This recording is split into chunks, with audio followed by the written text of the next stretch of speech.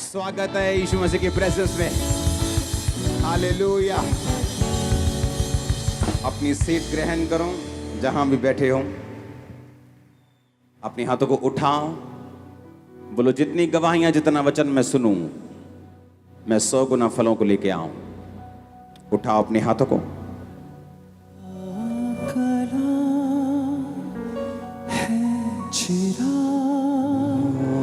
मेरी राहों की रोशनी अपने दिल में मैंने हालेलुया।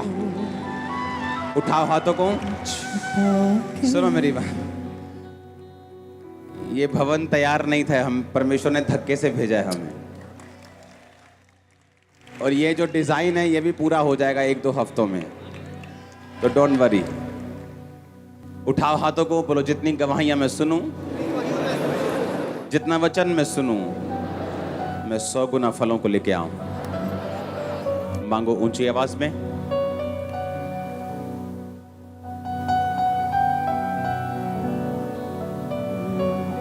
तेरे कलाम को पढ़ूं है इसी में मेरी खुशी अपने दिल में। मांगो मांगो मांगो, जो गवाही मैं सुनूं, जो वचन मैं सुनूं, 100 गुना फलों को लेके आऊं।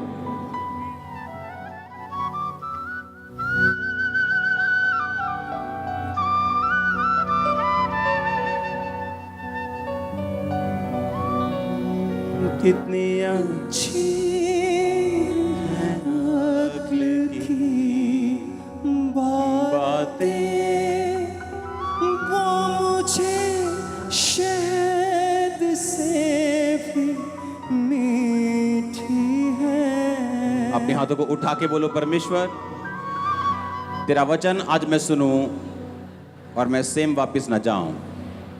प्रभु यीशु मसीह के नाम में तारीफ करो जोर से। ये पिलर्स आप देख रहे हो, ये अपने आप खड़े हैं, ये सपोर्ट नहीं है किसी भी चीज की। ये हटा दिए जाएंगे और ये पिलरलेस हॉल होगा कंप्लीट। इसकी गवाही मैं आपको अभी नहीं दूंगा, इसकी गवाही मैं आपको बाद में दूंगा। इसकी गवाही बहुत लंबी और बड़ी जबरदस्त है। तो अभी भी ये इसका डिजाइन अलग है, ये कंप्लीट हो जाएगा 1 हफ्ते में, 2 हफ्तों में। लेकिन अभी भी जो साउंड का जो गूंज है वो नहीं खत्म होगी जब तक हम इसे, जो कंप्लीट हमने सोचा है, ऑडिटोरियम नहीं बनाएंगे इसका। वो भी जल्दी बन जाएगा। आमीन। आप बिलीव करते हैं कि नहीं? बहुत सुंदर भवन प्रभु आपको दे रहा है। Very beautiful. इसका जो साउंड है वो अमेरिका से आया है, आ चुका है।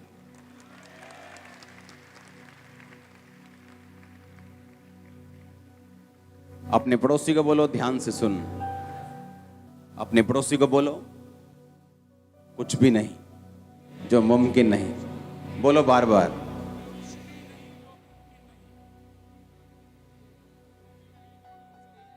आमीन। यीशु मसीह ने कहा जस्ट बिलीव, क्योंकि यीशु मसीह के पास जब बड़ी बड़ी बीमारियों के रोगी आते थे तो बोलते थे कि अगर तू कुछ कर सकता है, क्योंकि ये रोग बहुत बड़ा है। उनके माइंड में पिक्चर थी कि बहुत बड़ा रोग है, फलाने को हुआ था वो मर गया, उसको भी हुआ था, मेरे रिश्तेदार को हुआ था वो मर गया। अगर तू कुछ कर सकता है तो यीशु मसीह ने कहा तूने अगर क्यों बोला? विश्वास करने वाले के लिए सब कुछ हो सकता है। परमेश्वर हमें उस पोजीशन पे लेके जाना चाहता है जहां रोज परमेश्वर हमें असंभव संभव होता दिखाए। एवरी डे, रोज वो हमारी आत्मिक जो पोजीशन है, हमारी जो लाइफ है, वो इस तरह से सेट करना चाहता है कि हम रोज इम्पॉसिबल पॉसिबल होता हुआ देखें। Every day.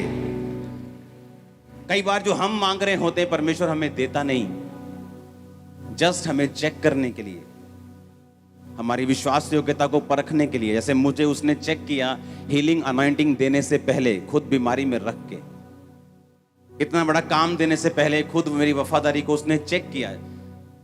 कई बार वो इन कारणों से हमें रोक के रखता है, लेकिन उसके साथ भी वो हमें ऐसी पोजीशन में चाहता है कि हम रोज असंभव कामों को संभव होता हुआ देखें। यही परमेश्वर का प्लान है आपकी लाइफ के लिए।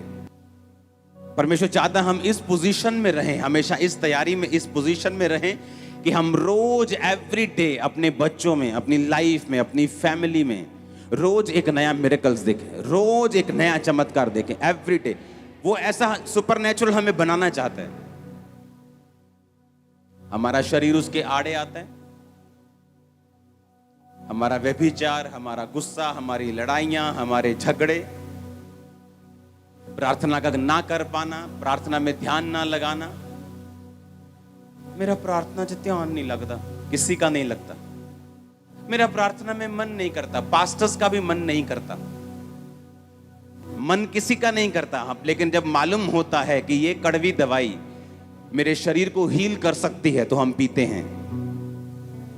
और जब हमें मालूम होता है कि परमेश्वर की प्रेजेंस में अगर हम रहेंगे, उसकी हजूरी में हम रहेंगे और प्रेयरफुल रहेंगे और वचनों पे चलते रहेंगे और लिखित वचनों से हटेंगे नहीं, तो परमेश्वर ये ऐसे काम करता है कि हम रोज इम्पॉसिबल को पॉसिबल होता देखें अपनी लाइफ में। ऐसा रोज होगा। आपने एक मिरेकल सुना, हम रोज सुनते हैं। हम मंगलवार भी सुनते हैं, हम सोमवार भी लोगों को सुनते हैं, हम बुधवार भी सुनते हैं मेरी लाइफ में ये काम हुआ, हम वीरवार भी सुनते हैं, आप संडे थर्सडे सुनते हैं और रोज प्रेयर माउंटेन की शायद प्रार्थना में सुनते होंगे, लेकिन हम रोज सुनते हैं। ऐसे लोग जिनको यूट्रस का कैंसर था, ऐसे लोग जिनको अंदर जिनके बड़ी रसौलियां कैंसर की बन चुकी थी, जस्ट एक विजिट चर्च में आए वो एक बार 7 समुंदर पार से, जब वापिस गए लाइफ चेंज थी। मैं जस्ट एक टेस्टिमनी आपको दे रहा हूं। और जब उनकी टेस्टिमनी आती है और जब वो बताते हैं कि हमारी पूरी लाइफ, हमारी पूरी जिंदगी, मेरी पूरी जिंदगी इस बीमारी के आसपास थी, शादी नहीं हो पाई, काम नहीं कर पाई, फैमिली से बना के नहीं रख पाई, लाइफ में इमोशनल डिस्टर्ब रही, मेरी जिंदगी खराब हो गई। लेकिन जब मुझे मालूम हुआ कि परमेश्वर हील, और मैं क्रिश्चियन लोगों की बात कर रहा हूं, और फैसला किया 7 समुंदर पार से कि चलो चर्च में चलते हैं। वहां पे ले हैंड हुआ, वापिस गई, सिचुएशन बदल गई 100%। क्योंकि परमेश्वर ऐसा चाहता है, क्योंकि वो सुपरनेचुरल है, वो सामर्थी है, वो डरता नहीं, वो संभव को संभव करने वाला है। और वो ये चाहता है उसके बच्चे भी रोज ऐसा देखें और करें अपने हाथों से भी।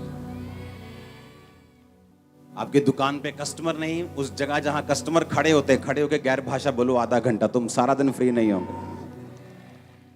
आपको करना नहीं आता काम। हालेलुया। परमेश्वर चाहता हम इम्पॉसिबल रोज देखें एवरी डे। जस्ट उसको ऐसे बर्तन चाहिए जो समर्पित हों, जो तेल परमेश्वर उन बर्तनों में उंडेलना चाहता है वो गंदे ना हो, वो तैयार हों कि परमेश्वर जस्ट उंडेल सके। जितना मिरेकल आप चाहते हैं, जितना असंभव आप देखना चाहते हैं, आपको मालूम परमेश्वर उससे ज्यादा देखना चाहता है आपकी लाइफ में। पर बाइबल कहती है वो वचन से बंधा हुआ है, वो वचन से इधर उधर नहीं होता। अगर आप उसकी महिमा के लिए कुछ मांगेंगे वो आपको देगा, बाइबल कहती है। उसने कहा तुमने मांगा पर पाया नहीं, क्योंकि तुम इसलिए मांगते हो कि व्यभिचार में उड़ा दो। परमेश्वर रोज चाहता है आपकी लाइफ में मिरेकल्स हो एवरी डे। आपका फादर बीमार है, आप चर्च में आती, जस्ट अपना हाथ रखो उस पे, वो हील होगा। आपकी फैमिली में परमेश्वर आपके जरिए मिरेकल करेगा, अपने बच्चों पे, आपके रिश्तेदारों के ऊपर। इतनी सामर्थ जो यहां से लेके जाते हो कहां खर्च करोगे? कुछ कहीं तो खर्च करो, अंदर ही अंदर वो दब जाएगी नहीं तो। और ये परमेश्वर की विल है आपकी लाइफ में।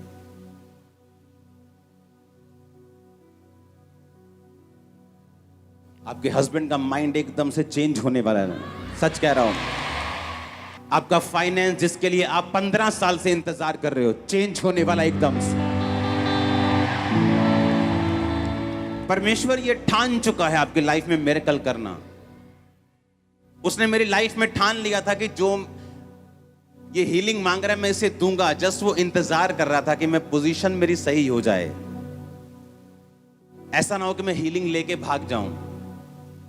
और परमेश्वर का जो सबसे बड़ा मकसद था हीलिंग के बाद मुझे इस्तेमाल करने का, वो पूरा ना हो। इसलिए उसने इंतजार किया कि पहले मैं इस्तेमाल होने के लिए तैयार हो जाऊं। वो आपके लाइफ में जो भी कर रहा है उसमें उसका एक बड़ा मकसद है। उस मकसद को बाय फेथ आप पकड़ के रख सकते हो। इसलिए वचन में लिखा है कि धर्मी जन विश्वास से जीवित रहेगा। धर्मी जन कैसे जीवित रहेगा? और वो ऐसा चाहता है आपकी लाइफ में। हम दूसरों की तरह नहीं, जिनका परमेश्वर सिर्फ कापियों में और किताबों में है। हमारा हमारे साथ चलता है। आमीन। वो मुर्दा नहीं है। हम उसकी पास्ट बातों में विश्वास नहीं करते। उसने किया था, वो आज भी जीवित है तो करता है। अगर कोई परमेश्वर है तो उसके लिए पुराने टाइम में काम करना और आज काम करना उसके लिए कोई फर्क नहीं है। जो टाइम पर काम आए बोलते हैं वही अपना है। जो आज काम करे वही परमेश्वर है। सब बोलते हैं ना, मैं भी तुम्हारा हूं, मैं भी तुम्हारा हूं। असी भैन जी कोई गल नहीं सी, तुसी आवाज मारी हो कदी? हाँ, जिस दिन भैन जी नूं लोड़ पई ते भैन जी ने फोन किया ते वो भैन जी फोन ही नहीं चकदी, वो कट्टी जाती है अगों। वो आपकी अपनी नहीं है। जो अपने होंगे वो एक SMS के बाद आपके घर के बाहर खड़े हो जाएंगे। और जो परमेश्वर जीवित होगा वो काम करेगा, बहाने नहीं मारेगा। आज से एक्सपेक्ट करना है, तैयारी रखनी है कि आपकी लाइफ में रोज मिरेकल्स हों। इस कॉन्शियसनेस में, इस विवेक में चलना है कि परमेश्वर मेरा जीवित है और वो मेरे साथ है। और वो बड़े काम करेगा मेरी जिंदगी में अगर मैं उसके साथ अड़ा और खड़ा रहूंगा। तो आप अपनी फैमिली के मूसा बनने वाले हैं। आप अपनी फैमिली की एस्तर बनने वाली हैं। आप अपनी कम्युनिटी की दबोरा बनने वाली हैं। आप अपने लोगों के जोशुआ बनने वाले हैं। आमीन। ऊंचा ये बरकत आपकी है। Hallelujah, hallelujah, hallelujah. वो यही चाहता है आपकी लाइफ में। अपने पड़ोसी को बोलो, वो चाहता है रोज तेरी जिंदगी में बड़े काम करना। ये परमेश्वर का प्लान है आपकी लाइफ के लिए। क्या आप तैयार हैं? कैसे करनी है तैयारी? फाउंडेशन लगा के कैसे करनी है? आत्मा में रह के। हाँ, नीति वचन 8 उसकी 12 आयत को अपनी स्क्रीन के ऊपर पढ़ेंगे। मैं 3 गिनूंगा, हम 1 2 3 के बाद इकट्ठे पढ़ेंगे। 1 2 3। मैं जो बुद्धि हूं चतुराई में वास करती हूं और ज्ञान और विवेक को प्राप्त करती हूं। नीति वचन 1 उसका 7 पढ़ेंगे अभी। यहोवा का भय मानना बुद्धि का मूल है। बुद्धि और शिक्षा को मूढ़ लोग तुच्छ जानते हैं। फिर से पढ़ेंगे पहली आयत को। मैं जो बुद्धि हूं चतुराई में वास करती हूं और ज्ञान और विवेक को प्राप्त करती हूं। अब ध्यान से समझना, गहरा वचन है। उसने कहा मैं जो बुद्धि हूं, मैं जो विजडम हूं, चतुराई में वास करती हूं और ज्ञान और विवेक को प्राप्त करती हूं। बुद्धि क्या है? परमेश्वर ने के वचन में लिखा, यहोवा का भय मानना ही बुद्धि है। बुद्धि की शुरुआत है, विजडम की शुरुआत है, विजडम का मूल है, उसका मेन कारण है। यहोवा का जिसको भय है वो बुद्धि में है। इतना समझ आया कि नहीं आया? उसने कहा मैं जो बुद्धि हूं चतुराई में वास करती हूं। कौन था चतुर? यूसुफ चतुर आदमी था। एक चतुराई है शैतान वाली, एक चतुराई है परमेश्वर वाली। एक चतुराई किसकी है? शैतान की। एक चतुराई किसकी है? परमेश्वर की। जब उसने देखा कि पोतीफर की पत्नी मेरे साथ सेक्स करने के लिए, सोने के लिए मुझे इनवाइट कर रही है और मैं ऐसा नहीं कर सकता, उसने कहा वो वहां से भागा क्योंकि वो चतुर था। बुद्धि चतुराई में वास करती है। उसने ये नहीं कहा चलो मैं इसको काउंसलिंग देने की कोशिश करता हूं, इसको समझाने की कोशिश करता हूं, कोई बात नहीं, रूह बचाई जानी चाहिए थी। फिर जो रूह ने बैठना सी इदा करके आराम ना, फिर इदा करके तो जड़ी रूह ਨੂੰ बचाना सी तो तू ही फंस जाना सी। समझ गए कि नहीं? जब उसने देखा कि व्यभिचार मेरे सामने, बाइबल कहती वो वहां से भागा। वो धर्मी था फिर भी भागा, क्योंकि बुद्धि किस में वास करती है? चतुराई में। जिस गली में व्यभिचार की थोड़ी सी प्रॉब्लम हो सकती है, मैं स्कूटर लेके भी उधर क्यों जाऊंगा? चाहे मुझे उधर से निकलना वैसे ही है, मैं किसी और गली से निकल जाऊंगा, उधर से नहीं जाऊंगा। मैं जो बुद्धि हूं, चतुराई में वास करती हूं। कहता मैं फिर ज्ञान और विवेक को प्राप्त करती हूं। कौन सा ज्ञान? ये वो ज्ञान नहीं जो आप किताबों में लेते हैं, जो स्कूल और कॉलेजेस में मिलता है। वो ज्ञान अच्छा है, लेकिन उस ज्ञान की परमेश्वर बात नहीं कर रहा। ये ज्ञान उससे ऊपर है। ये ज्ञान वो ज्ञान है जो हेवनली है, जो स्पिरिचुअल है। ये ज्ञान वो है जब आप एक रात फैसला करते हैं कि मुझे, जो मेरा भाई, जो मेरा दोस्त मुझे पार्टनरशिप बिजनेस में करने के लिए बोल रहा है, मैं सुबह उसके पास जाता हूं और मैं जाके बोलता हूं कि ठीक है मैं तेरा पार्टनर बनने के लिए तैयार हूं। और जैसे ही आप सोते हैं, अगर आपके अंदर परमेश्वर की डर है, भय है, बुद्धि है, तो रात को आपको सपना आएगा कि सुबह मत जा। ज्ञान कौन सा वाला? वो जो ऊपर से आता है। यीशु मसीह ने कहा कितने पति हैं तेरे? उसने कहा मेरा तो अभी मैरिज। यीशु मसीह ने कहा तू कितने पति कर चुकी? कितने? 5 पति कर चुकी। उसने कहा मुझे ऐसा लगता है कि तू एक भविष्यद्वक्ता है। वो ज्ञान कहां से आया था? यीशु मसीह ने कहीं पढ़ा था? कहां से आया था? हेवन से आया था। जब आपके अंदर बुद्धि काम करना शुरू करती है, जो चतुराई के साथ काम करती है, परमेश्वर ने कहा वो ज्ञान और विवेक को प्राप्त करते हैं। जब ज्ञान, हेवनली ज्ञान आपके अंदर आता है, आपको मालूम होता है कि मुझे ये काम नहीं करना, ये आदमी से नहीं मिलना, ये औरत से नहीं मिलना, ये वाला काम नहीं करना। आपको सपना आता है, लेकिन होता क्या है? जिस दिन सपना आना होता है, आपने 6 घंटे टीवी देखा होता है, आपने सारे टीवी के प्रोग्राम देखे होते हैं, आपने फेसबुक पे घंटों बिताए होते हैं, आप इतना संसार में गुमे होते हैं कि जब आप लेटते हैं आपको कोई सपना नहीं आता। जबकि आप लोगों को जो नींद है, जो आपका सोना है, वो सोने के लिए नहीं बल्कि परमेश्वर से बात करने के लिए है। आज कलीसिया गुमी हुई क्यों है मालूम?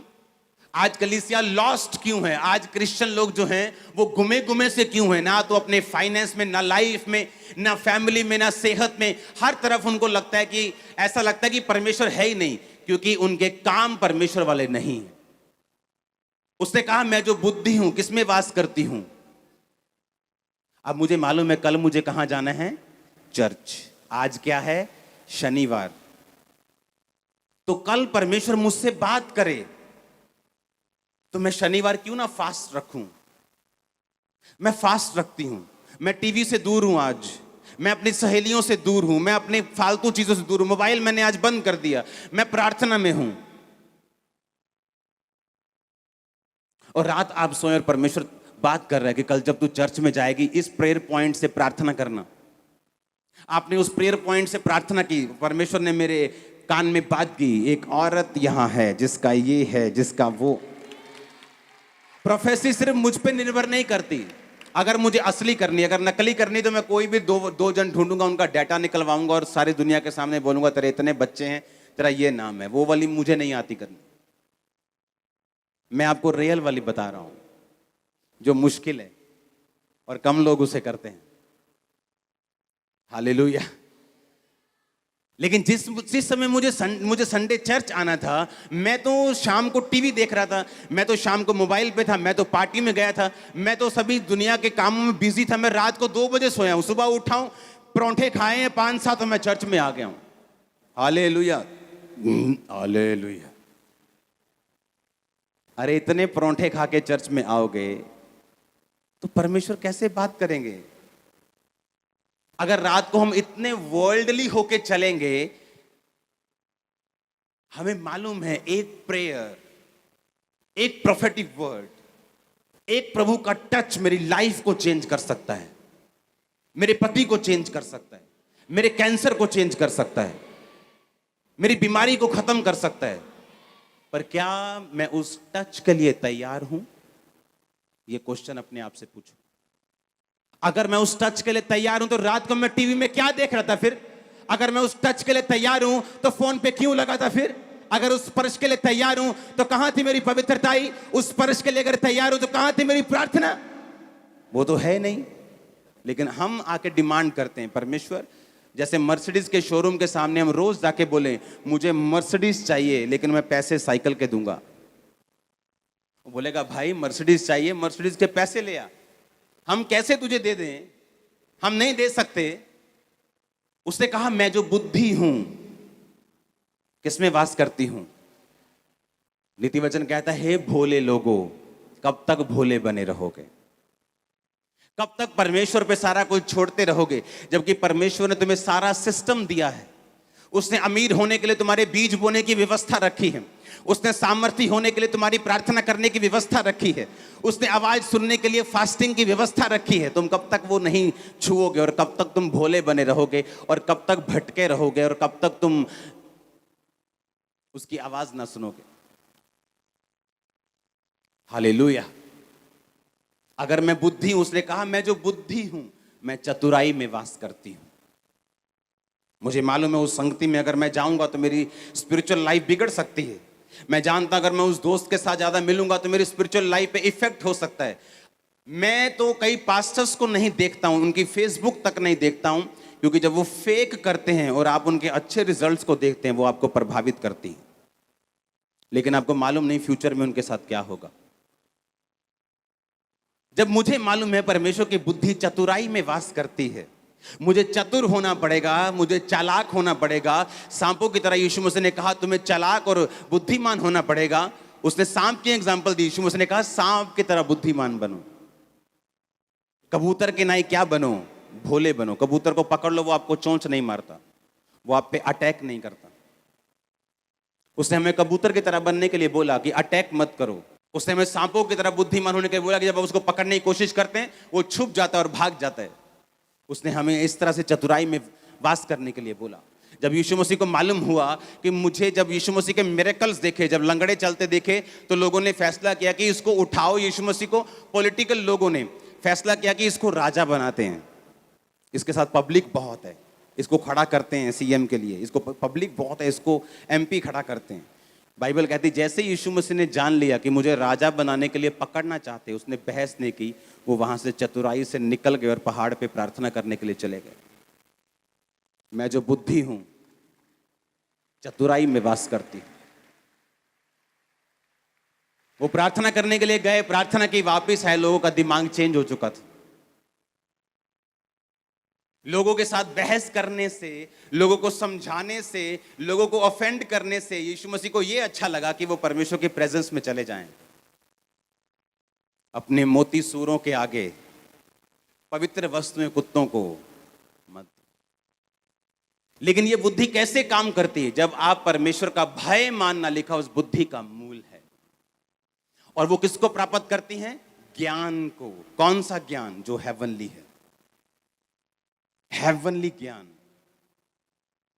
कि आने वाले समय में लोग टीवी पर देखेंगे, हजारों लोग, आज 1000 लाखों लोग ब्रांचेस में बैठे हुए हैं, टीवी पे देख रहे हैं। ज्ञान कहां से आया था? ये ज्ञान, ये टेक्नोलॉजी वाला ज्ञान नहीं था, कि उस समय टेक्नोलॉजी थी नहीं ऐसी जब मैं ये प्रोफेटिक वर्ड दे रहा था लोगों को। इंटरनेट नहीं था लोगों के पास। टेक्नोलॉजी छोड़ो। जब परमेश्वर आपको ज्ञान देता है, वो ज्ञान कौन सा होता है? वो आपके परिवार के लिए होता है, आपके हस्बैंड के लिए होता है, आपके बच्चों के लिए होता है, आपके बिजनेस के लिए होता है, आपकी जॉब के लिए होता है, आपके पार्टनर को कैसे चुनना है, वो ज्ञान परमेश्वर हेवनली आपको देता है। आज कितने हजारों क्रिश्चियंस हैं जो रॉन्ग मैरिजेस में फंसे हुए हैं, क्योंकि ज्ञान नहीं था। कौन सा वाला? हेवनली। जब चुनने का समय आया, मालूम नहीं था, जिनकी सुननी चाहिए थी उनकी सुनी नहीं, और खुद परमेश्वर से कोई संबंध था नहीं, क्योंकि परमेश्वर ने कहा मैं जो बुद्धि हूं, बाइबल कहती है चांदी और सोने और कुंदन से भी अधिक मूल्य किसका है? बुद्धि का। उसने कहा सोने की इच्छा मत रखो, चांदी की इच्छा मत रखो, बुद्धि की इच्छा रखो, वो सोना और चांदी भी आ जाएगा। हालेलुया। जब सुलेमान ने परमेश्वर से मांगा, उसने इसी बुद्धि को मांगा, उसे मालूम था। और परमेश्वर ने कहा जब मैं तुझे बुद्धि देता हूं तो उसके पीछे पीछे ऐश्वर्य भी आएगा, पैसा भी आएगा, ताकत भी आएगी, जीत भी आएगी, क्योंकि तूने सही चीज मांगी है। और कैसे आएगी ये बुद्धि? उसने कहा यहोवा का भय मानना बुद्धि की शुरुआत और बुद्धि का मूल है। मैं जो बुद्धि हूं किसमें वास करती हूं? चतुराई में, और ज्ञान और विवेक को प्राप्त करती हूं। जब बुद्धि आती, विवेक आता है, ज्ञान आपको बढ़ाता है। जब ज्ञान आता है आप अगला स्टेप ले पाते हैं। जब ज्ञान आता है आप अपनी लाइफ के नेक्स्ट लेवल पे चले जाते हैं। जब ज्ञान आता है आप अपनी लाइफ के एक नई हिट को, नया सिक्सर मारते हैं आप अपनी लाइफ में। जब ज्ञान आता है, क्योंकि वो हेवनली होता है। जो ज्ञान ऊपर से आता है वो फेल नहीं होता। आप नीचे के ज्ञान से कोई बिजनेस खोल सकते हो कि इस इलाके में ये बिजनेस चल सकता है, और वो चल भी सकता है, लेकिन जो ज्ञान, और फेल भी हो सकता है, लेकिन जो ज्ञान ऊपर से आएगा वो कभी फेल नहीं होगा। और मैं उस ज्ञान की बात नहीं कर रहा हूं, ये ज्ञान आपकी लाइफ के लिए पर्सनल होता है। ये बाइबल के शब्दों का ज्ञान मैं बात नहीं कर रहा हूं। आपकी लाइफ में आपको क्या चाहिए और वो कैसे होगा, आपके बिजनेस में आपको क्या करना है, पर्सनल लाइफ में क्या करना है, मैं उस ज्ञान की बात कर रहा हूं। आप मेरी बात समझ रहे कि नहीं? उसने कहा जब बुद्धि तुम्हारे अंदर आएगी, जब यहोवा का भय तुम्हारे अंदर आ जाएगा, जब परमेश्वर का भय तुम्हें आ जाएगा कि मुझे ये काम नहीं करना, मुझे यहोवा का भय है, मुझे व्यभिचार नहीं करना, मुझे ये काम नहीं करना, मुझे नशे में नहीं घुसना है, मुझे मूर्ति पूजा में नहीं घुसना है, मुझे ये काम नहीं करना, मैं यहोवा का भय मानता हूं, तो परमेश्वर ने कहा बुद्धि की शुरुआत तुम में हो जाएगी। और बुद्धि चतुराई में वास करती है। जब बुद्धि तुम में वास कर जाएगी तो तुम ज्ञान को और विवेक को क्या करोगे? प्राप्त करोगे। और वो ज्ञान कौन सा होगा? वो तुम्हारे लिए होगा, वो एक रेमा वचन होगा। वो ज्ञान तुम्हारे लिए एक पर्सनल गाइडेंस होगी जो परमेश्वर तुम्हारे परिवार के लिए तुम्हें देगा। वो गाइडेंस होगी तुम्हारे बच्चों की पढ़ाई के लिए, वो गाइडेंस होगी तुम्हारी लाइफ के लिए, तुम्हारे बिजनेस के लिए, तुम्हारे जीवन के लिए। वो परमेश्वर तुम्हें कब देगा? जब तुम्हें बुद्धि होगी और तुम परमेश्वर का भय मानते होगे। तो उसने कहा जो मैं जो बुद्धि हूं चतुराई में वास करती हूं। फिर तुम्हें बुद्धि लेने के बाद चतुर होना होगा। आमीन। तुम ऐसा नहीं कहते मुझे मालूम नहीं था, मैं उधर चला गया, मेरे साथ ये हो गया। नो नो नो, तुमको पहले सोचना है बुद्धि चतुराई में क्या करती है? रहती है। आमीन। और फिर कहती है मैं ज्ञान और विवेक को प्राप्त करती हूं। जब आपके अंदर बुद्धि होती है वो ज्ञान प्राप्त करती है।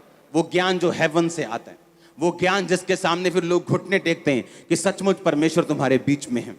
वो ज्ञान जो प्रोफेटिकली आपकी लाइफ में आता है, वो ज्ञान जो परमेश्वर धीरे से आपके दिल में कई बार बात करता है। अगर आप एक विश्वासी हैं, वो आपके कानों में चाहे बात ना करे, लेकिन वो ज्ञान, वो आइडियाज आपके हार्ट में आने शुरू होंगे। वो आपके घर के विषय में हो सकते हैं, आपके घर के रिपेयर के विषय में हो सकते हैं। छोटी छोटी चीजें परमेश्वर आपकी लाइफ में कैसे इंप्रूव करेगा जब आप परमेश्वर के साथ चलेंगे, आप देखना। और उसने कहा मैं विवेक को प्राप्त करती हूं।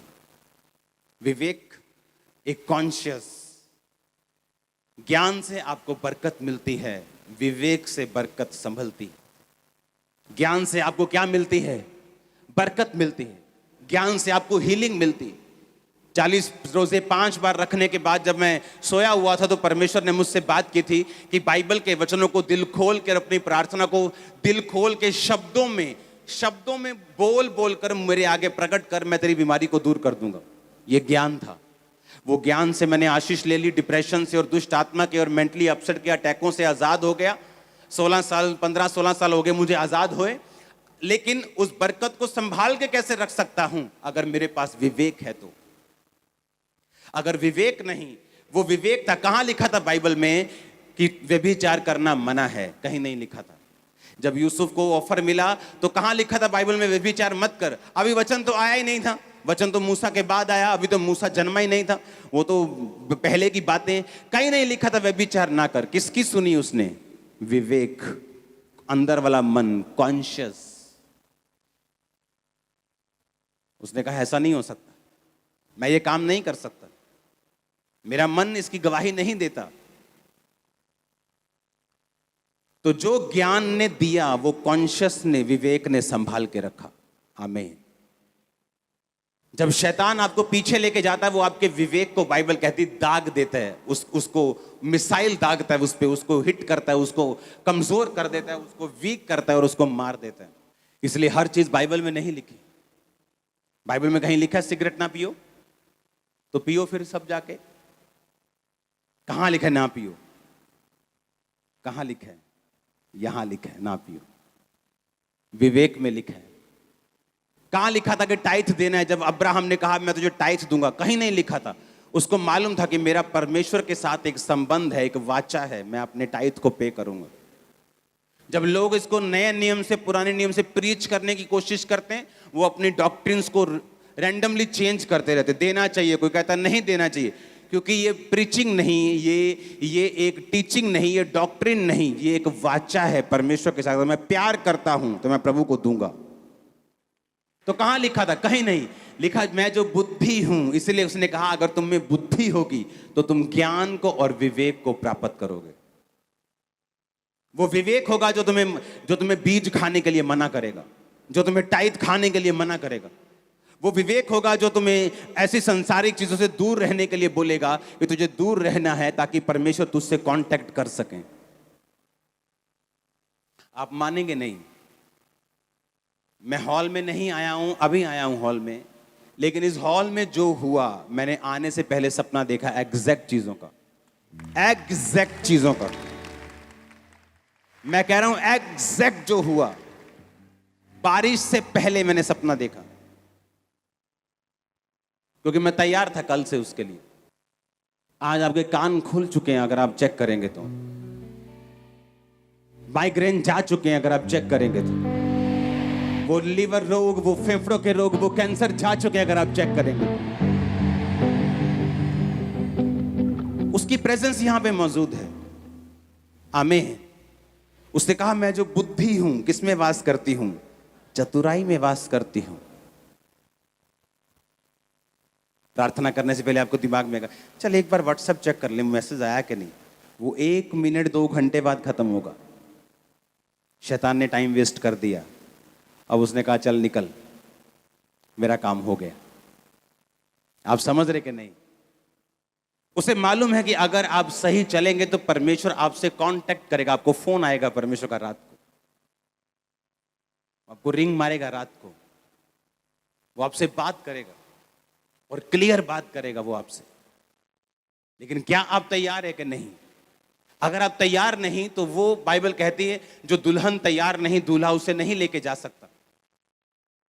अगर दुल्हन पीछे बर्तन मांजती हो तो दूल्हा उसे ले जाएगा, पर बाइबल कहती दूल्हा अगर आएगा तो दुल्हन अगर तैयार होगी तो तभी उसे लेके जाएगा। हम अगर तैयारी नहीं कर रहे किसी चीज के लिए कि परमेश्वर हमसे कांटेक्ट करे, वो हमसे बात करे, वो हमको छुए, हमको टच करे, तो हम वो नहीं ले सकते परमेश्वर से। फिर हमें सपने आएंगे संसारिक, जिनका कोई मकसद नहीं, जिनका कोई मीनिंग नहीं, क्योंकि बाइबल कहती है कि ज्यादा बातें करने से भी सपने आते हैं, ज्यादा इधर उधर की सुनने से भी आते हैं। तो वो हमें देखना है कि हमें सपना कहां से आया है, कि परमेश्वर ने हमें दिया है कि हमारे अपने शरीर ने हमें दिया है। उसने कहा मैं जो बुद्धि हूं, किस में वास करती हूं? चतुराई में, और ज्ञान और विवेक को क्या करती हूं? प्राप्त करती हूं। जब विवेक आपके लाइफ में होता है, फिर आप ढूंढने नहीं लगते कि बाइबल में ये लिखा है कि नहीं। आपको मालूम है शराब नहीं पीनी, आपको मालूम है ये काम नहीं करना, आपको मालूम है मुझे ये गलत पैसा नहीं कमाना, मुझे ये रॉन्ग चीज़ें नहीं करनी, मुझे ये काम नहीं करना, आपको मालूम होता है।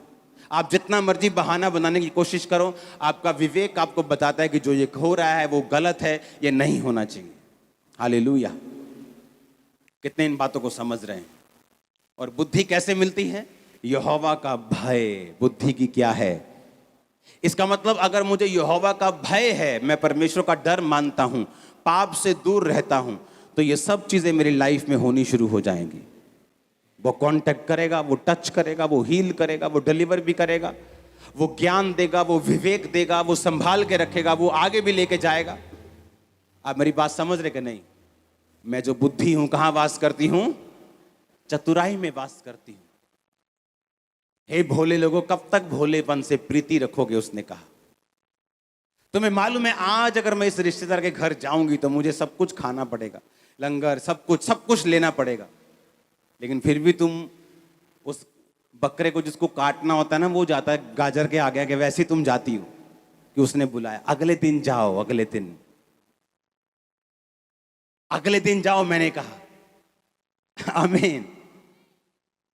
जब मालूम है कुछ ऐसा खाने को नहीं मिलेगा जो नॉन बिब्लिकल है, पर बाइबल कहती मैं जो बुद्धि हूं किसमें वास करती हूं?